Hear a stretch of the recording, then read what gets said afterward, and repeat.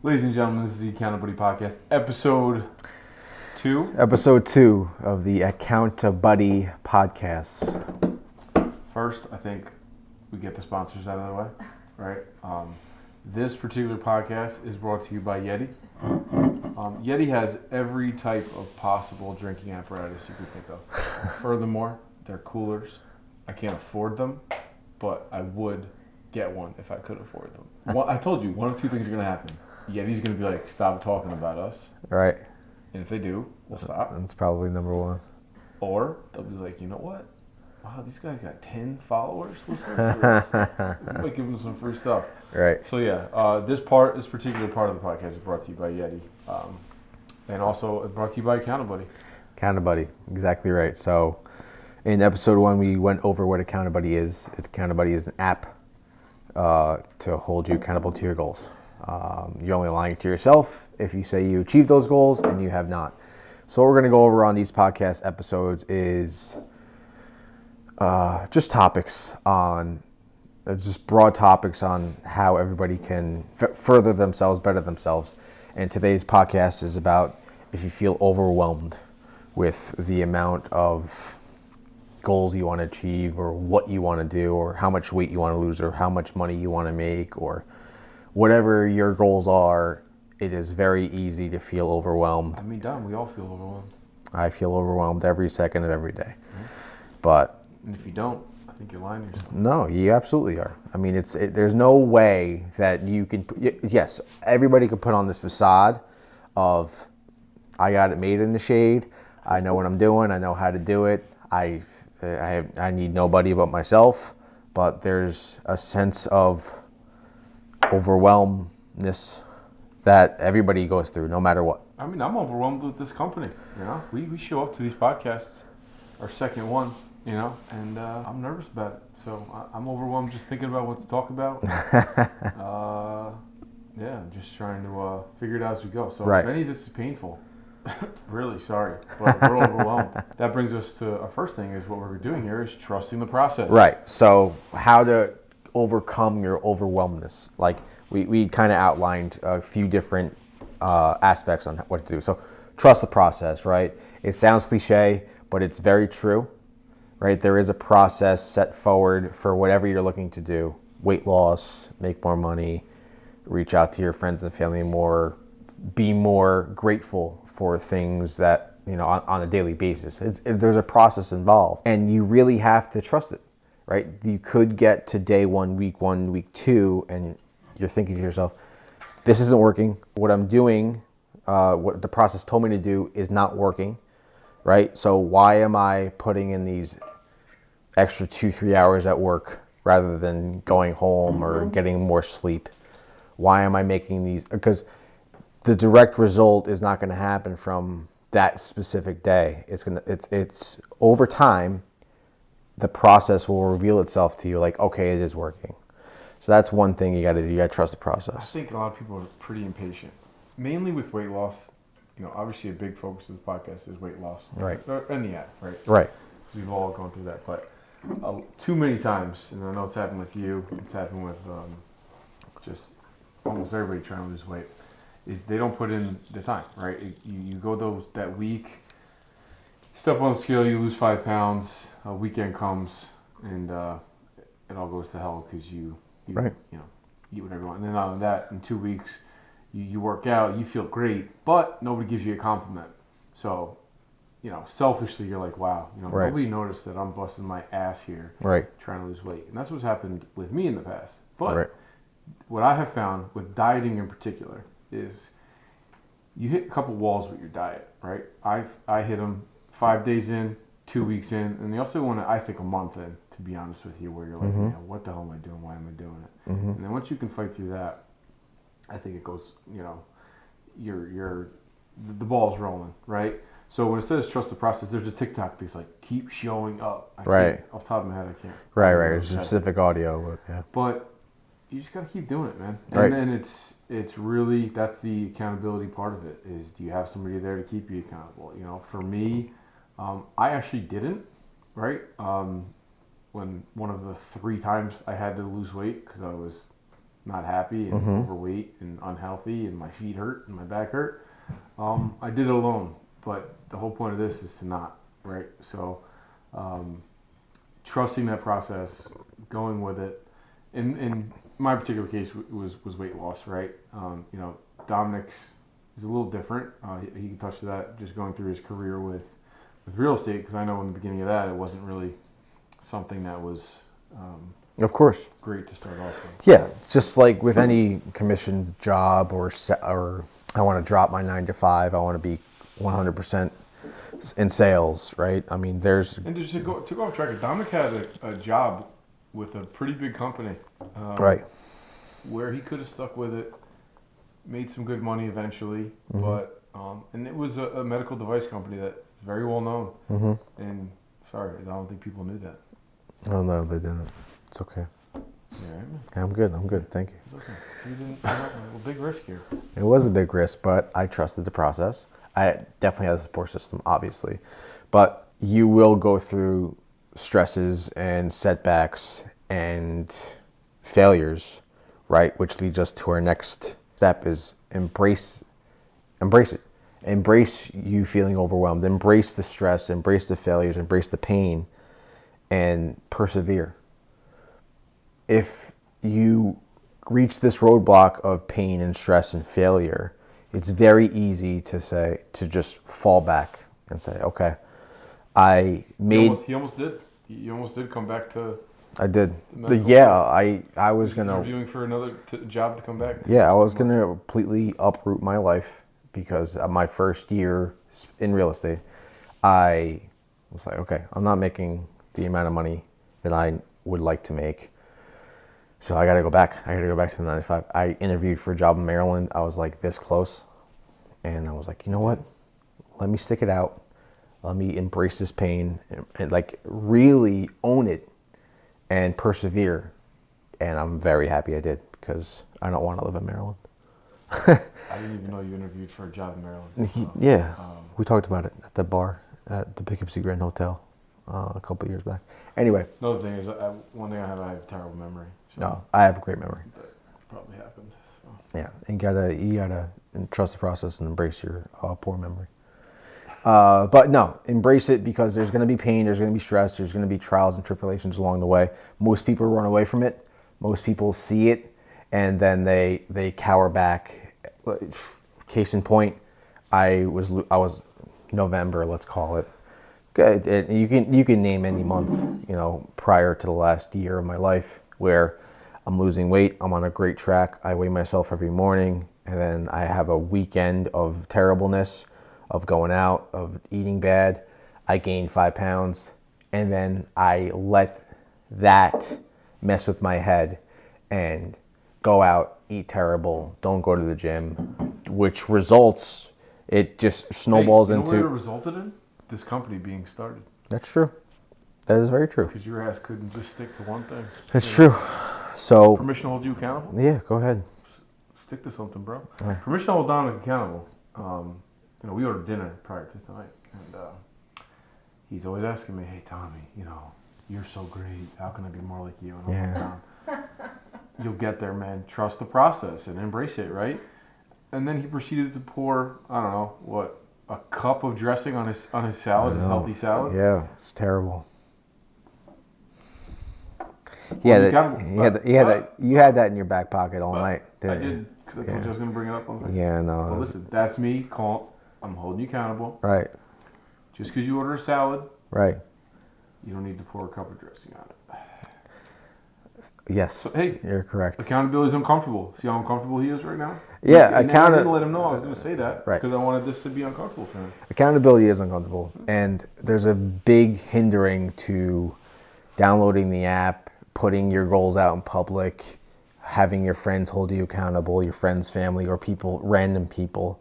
It's so uncomfortable when you set these goals and you don't hit them the next day or the next day. It's like buying groceries, right? You buy all these fruits and vegetables, and 4 or 5 days later they're rotten, and you just throw them out because you didn't eat them because you ordered out DoorDash, and it was just easier after a hard day of work to come home and not make the food.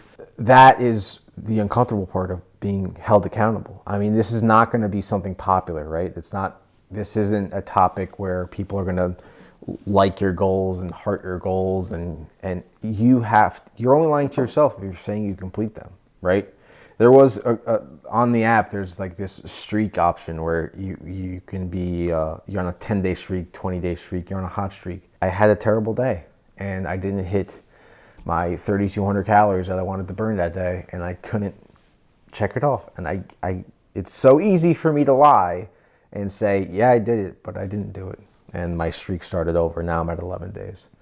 But I'm better off now that I have this in place versus not having something in place where I don't have something to track what I want to do on a daily basis, which is why we started the app. Well, I'm certainly proud of you for not lying. Thank you. I'm a big cheater when it comes to games and stuff like that. Oh yeah, it's the worst. But Like cheat yourself. ruin family party is the worst. Bro. Yeah. If you're not willing to cheat, you're not willing to win. I don't know. No, that's in games. Listen, Yeah. I actually play. It's funny because I play Candyland with Ollie. Ollie's my son. We play it every night, and I can't cheat in that Because the cards flip, right? I don't know He how gets to- all the candies. It's kind of actually ridiculous how many candies he pulls. But what he does is he pulls the cinnamon bun. He almost wins every time. I pull the cinnamon bun once. I get almost to the end. yeah. And then I pull a cupcake. I pull the cupcake. Wait, And I had to go all the way back. wait, a cupcake? Yes. The cupcake, not a cupcake. No, yeah. The cupcake. No, I know what you're talking about. Whew. So in that case, I know the it's hard to rules cheat. of And you know what? Candyland. And you know what? He tried to catch me. He caught me trying to cheat. You don't say. Yeah. This has nothing to do with it. No, not even I'm close. gonna litter, some stories into here. So, yeah, my son tried to. That was really talk about being called out, being held accountable. My son caught me trying to cheat in Candyland. That's pretty terrible. So, all time low. But he's a sore winner. I wonder where he gets it from. Our third topic for feeling overwhelmed, our third thing that we want to talk about is if you set these goals, these big, hairy, scary goals, you're already, step one, you're already separating yourself from the common, right? Wouldn't you say? You're separating yourself from the moment you start to chase your dreams, the moment you take that first step, you're already separating yourself from those who just dream it and don't do anything about it. Right. That separation right there alone, you're already ahead of the curve. You're already ahead. Like starting this podcast, starting the app, quitting your 9 to 5 and pursuing your passion, pursuing your dream, whatever it is. Mm-hmm. Starting a food truck business, starting a restaurant, a hot dog cart. Doesn't matter what it is, but charcuterie board business. A charcuterie board business. Yeah. Our friend from Beacon. Has started that, and she's doing phenomenal. Yeah. But she separated herself because it's a team, correct? Yes. So you taking that first step like that, you have to hold that as like a victory. You separated yourself from the people who just dream it and don't do it. You dreamt it, and you took that first step, and just keep that snowball effect going. Yeah. Right. Yeah, it kind of goes to one thing we did is and what's great, Dominic started a DJ company years ago, and when he first started it, I remember he drew up this little piece of paper. He wanted to get into like renting tents, tables, chairs, blah blah blah. And this was like 10 years ago, and then in 2020, about 2 months before the pandemic hit, February 15th, when we bought it. Yeah. But I mean before that, we got a text from my wife. Right. To a group chat that I have with Dominic and his wife, and somebody was selling their party rental company business, and it was a lot of money, big investment, but it's something that clearly Dominic's been thinking about for a long time. So What he did is took the step with me, of course. We bought it, and man, it has been a struggle logistically, but it's something that we're glad we did. We took that step. We're in a very good spot now. A couple years later, but yeah, it goes back to just like taking the jump. Right. Literally tomorrow we had some hurdles last year between box trucks, staffing, right? All the where our stuff is stored, everything like that. But we just kept doing it, and it's we almost sold last year. Right. Honestly, because it was just not worth it. We each have full-time jobs. Empire Party Rentals. We can shout it out, right? They're official sponsor. Yeah, sure. Why not? Of course. Mention this podcast, you get 2% off. Yeah, if you mention Empire Party Rentals upon booking, free. What did you just say? If you when you're going to book, you mention there it is. AccountaBuddy. Bad memory. I don't even know what I'm talking about. No, and you mention it, you will get. I bet if we say 100% off, I think that can we do it? Well, yeah. The only people who listen to this podcast right now is 20th and our family. Seriously, it's true. Mention AccountaBuddy upon booking, and you get 20% off. Yeah, sure. Let's do it. Absolutely. Yep. Same thing with Empire Sound. Whoa. Oh no. Hey now. That's a joke. Yeah. The labor on that's a little more expensive. A little bit more expensive. Anyway, we're glad we did it because it brings us to the next point is what would the alternative be, right? Right. If we didn't take the step, to go back to something else too, though, you and I are the same way, but I would like 15,000 different ways of alternate income. Right. Right. Passive income. Right. Other ways to make money, rental properties, this and that, right. Companies.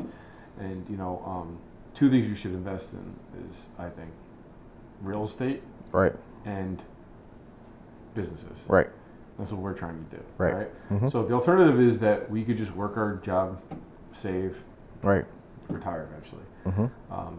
And that's not really an alternative I think either of us want. Huh. Every single day I'm thinking of ways to make more money. Right. And make alternative money because I love it.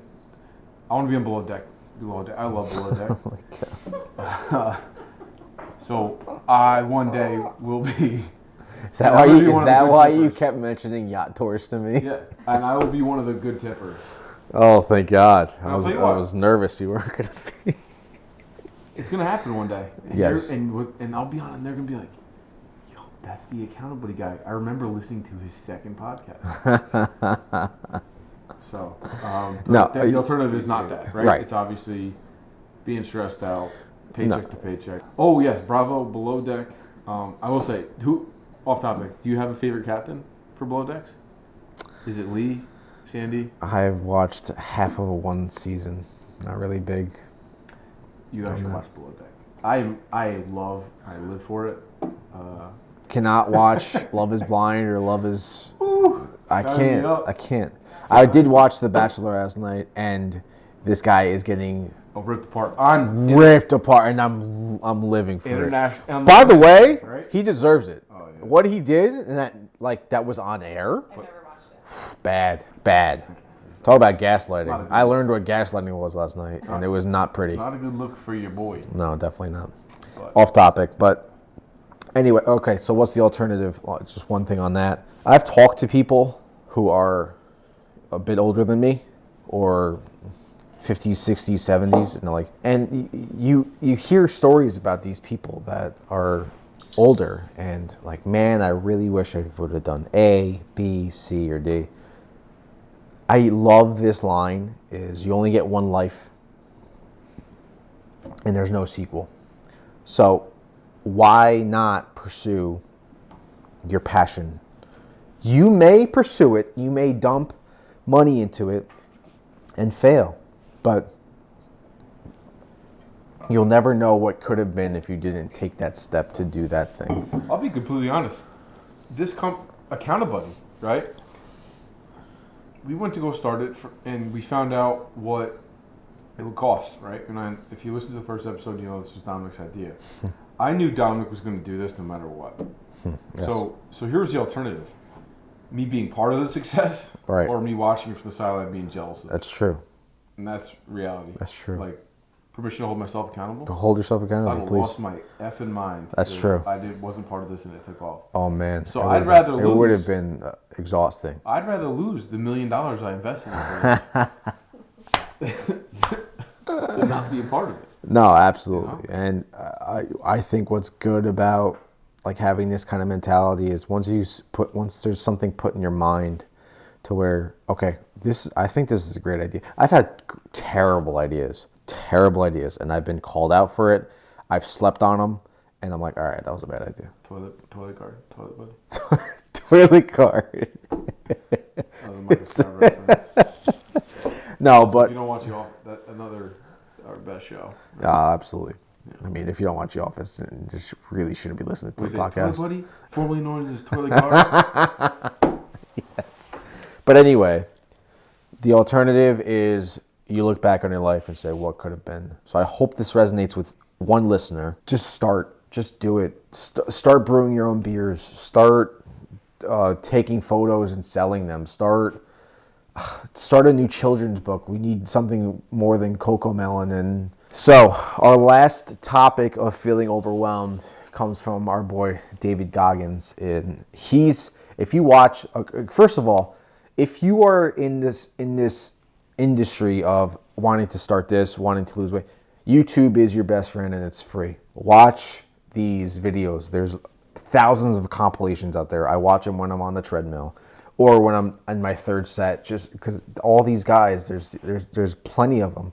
David Goggins, Jocko Willink, Joe Rogan, Andy Frisella, all these guys have got to where they are by persevering, embracing it, standing out from the common, not worrying about what could be.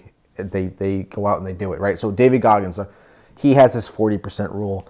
And the next time you feel you've reached your limit, and this is what he says, and I believe there is some truth to it. I don't know the exact numbers, but you still have 60 more percent that you can give. So once you reach your limit, apparently your brain's tricking you, right? Telling you reach your limit, but there is more that you can give. And Goggins is a badass, by the way. He's absurd. He's an animal. I'd be scared to talk to him. Oh, absolutely. Yeah. I'd be afraid for Maybe him get to him sing on happy birthday to me. Happy birthday. Joe Rogan did something where he read out text from David Goggins. And the way he would read. And the way he would read it. It was amazing. But anyway, David Goggins is going to be on our next podcast. But there is so much more you can give. We're just negotiating those. Yeah, of course. We're negotiating the whole deal. There's much more that you can give. Your brain is tricking you into thinking you're done. But for sales, you can make 6 more calls that day. For working out, you can stay a half hour more at the gym. For it's 7 o'clock and you're hungry. You're not hungry, right? I mean, that's not necessarily going to trick you into thinking that, but there is so much more that we can do as human beings that we think we can do. Like, we think we reach our limit, we haven't. And that's what David Goggins said. And there's no reason not to believe him. The guy's a monster. He's lost probably, I think, over 300 pounds. He read up on what he does. It's absurd. I think he did something in a 24-hour period where it was just like, how in the world did you do that? But he did. Huh? Yeah, no, he ran a certain amount of miles. Can IT look that up? Yeah, look that up, IT. What did David Goggins do in a 24-hour period? I guarantee he comes up with something. Probably ran for 24 hours. That guy don't stop running. 24-hour ultra marathon. 101 miles in 19 hours. I don't know. I think I did an 11-minute mile. That's the last time. When I was in 6th grade, I was in 8th grade. Right. I ran a 10.5-minute mile, and my fat ass was just like walking around that. Right. And that was, hey, you want to get into it? That was post-divorce. Thanks for bringing it up. Really, I mean, come on, our parents. For instance, Tommy did not get divorced. Idiot. Oh, I did not. But our parents got divorced. In order to calm your sense of feeling overwhelmed, embrace the pain, embrace the stress, persevere, trust the process. Congratulate yourself by separating yourself from the common, right? Congratulate yourself by actually taking the steps necessary. The alternative is you live a life of regret, and once you hit that bar that you think you can't do no more, you have 60 more percent to give. Yeah. I think that's a good way to end it. I'll one up you. I think it's a great way to end it. I think it's great, right?